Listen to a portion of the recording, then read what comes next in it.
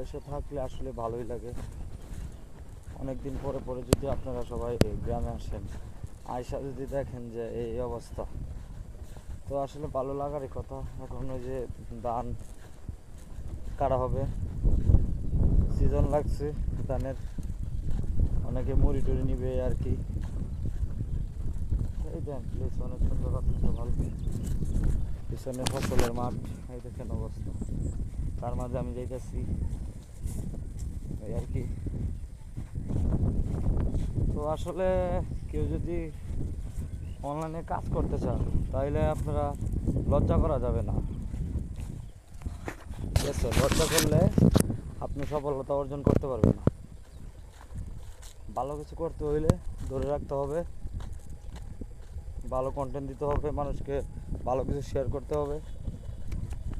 তা না হলে আপনি কোনো সময় সফলতা অর্জন করতে পারবেন না।